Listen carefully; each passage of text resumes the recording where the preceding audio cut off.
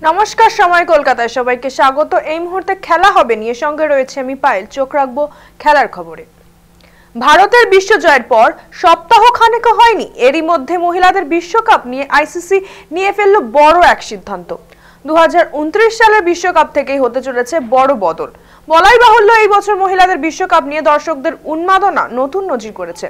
আর সেই দিকেই লক্ষ্য রেখে আইসিসি সিদ্ধান্ত নিয়েছে পরের বছর দল বাড়ানোর।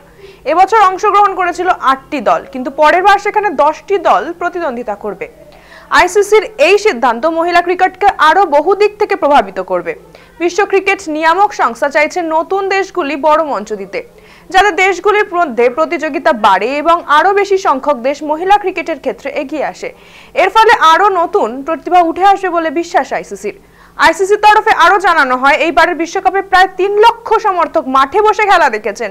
অনলাইনেও ফাইনাল ম্যাচ দর্শক সংখ্যা ছিল প্রায় 2,10,00,000, যা দর্শক সংখ্যা নিরিখে সর্বকালের রেকর্ড বটে।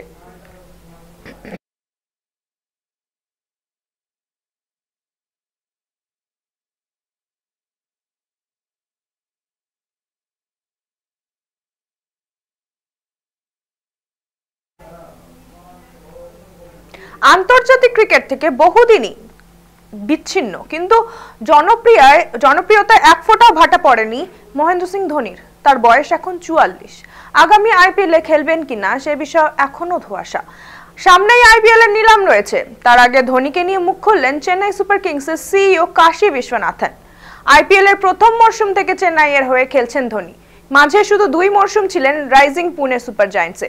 2025 সালের মেগা নিলামের ক্ষেত্রে সিএসকে থেকে আনক্যাপড প্লেয়ার হিসেবে ধরে রেখেছিল তাকে। তবে গত আইপিএল এর ঋতুরাজ ছিটকে যাওয়ায় অধিনায়কত্বের দায়িত্ব এসে পড়ে ধোনির কাঁধেই। 14 ম্যাচে 8 পয়েন্ট নিয়ে 10 নম্বরে শেষ করে চেন্নাই। আসল আইপিএল সিজনে ধোনি খেলবেন কিনা সেই বিষয়ে কাশী বিশ্বনাথন জানান যে তারা আশাবাদী ধোনি পরের মৌসুমেও উপলব্ধ থাকবেন ভক্তদের জন্য। অর্থাৎ সম্ভাবনা এখন নাকচ করছেন না তিনি, তবে মাহি দলে ফিরলেও হয়তো নেতৃত্ব দেবেন না। ঋতুরাজ ফিরলে তিনিই হবেন অধিনায়ক।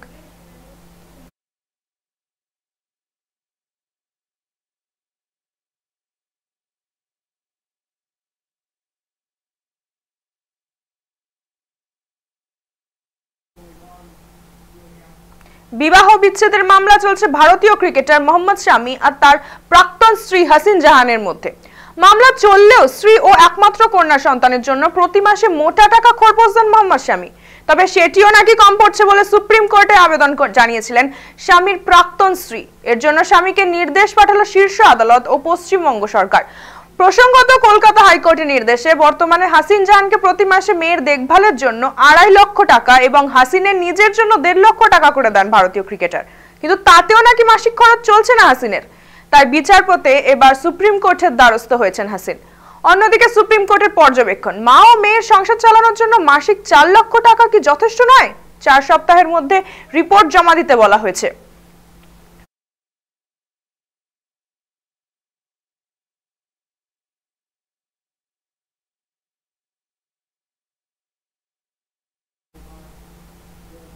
এক চরম দুঃসংবাদ ফুটবল প্রেমীদের জন্য।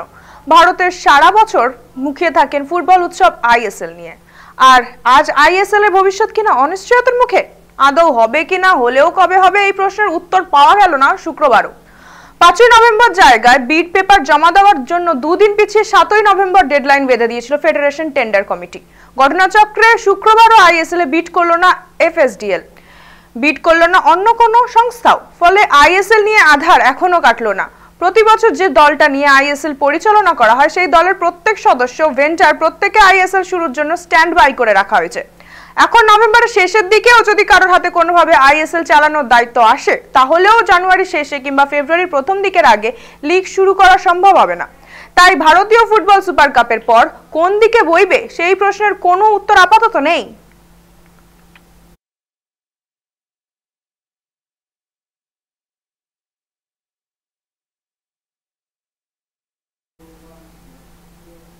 কলকাতার বুকেই এখন আন্তর্জাতিক মানের হকি স্টেডিয়াম। এতদিন আমরা অস্ট্রেলিয়া, নিউজিল্যান্ডে ক্রিকেট ম্যাচ চলাকালীন যেমনটা দেখেছি, মাঠের বাইরে ঘাসের গ্যালারি ঢাল হয়ে নেমে এসেছে, যেখানে মাটিতে কেউ বসে কেউ আধশোয়া অবস্থায় ম্যাচ দেখছেন, যার পোশাকি নাম আর্দেন গ্যালারি।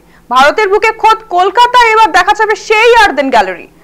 আগের দিনই কলকাতা ফিল্ম ফেস্টিভ্যালের মঞ্চ থেকে রাজ্যের মুখ্যমন্ত্রী মমতা বন্দ্যোপাধ্যায় উদ্বোধন করেছিলেন যুব ভারতী হকি স্টেডিয়ামের।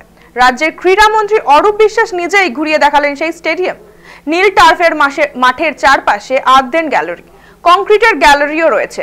মোট 22,000 আসন বিশিষ্ট এই হকি স্টেডিয়ামের পরিকাঠামো দেখলে সত্যিই চমকে যেতে হয়। একটি আন্তর্জাতিক মানের আধুনিক হকি স্টেডিয়ামে যা যা থাকা সম্ভব সবই রয়েছে এই হকি স্টেডিয়ামে। এই স্টেডিয়ামে দুটো বাতানুকূল প্লেয়ার্স চেঞ্জিং রুম সহ broadcasting room, ceremonial room, umpire manager room, umpire changing room, video umpire room, dope testing room, VVIP lounge, media zone, দুটো VIP box, presidential box, press conference room, সঙ্গে রয়েছে car parking এরিয়াও। স্টেডিয়ামটিতে রয়েছে নৈশালকে ম্যাচের ব্যবস্থাও। পরবর্তী ক্ষেত্রে রাজ্য সরকার একটি হকি একাডেমি তৈরি করার পরিকল্পনা করেছে। সেই সময় এই মাঠটি প্র্যাকটিসের জন্যও ব্যবহৃত হবে।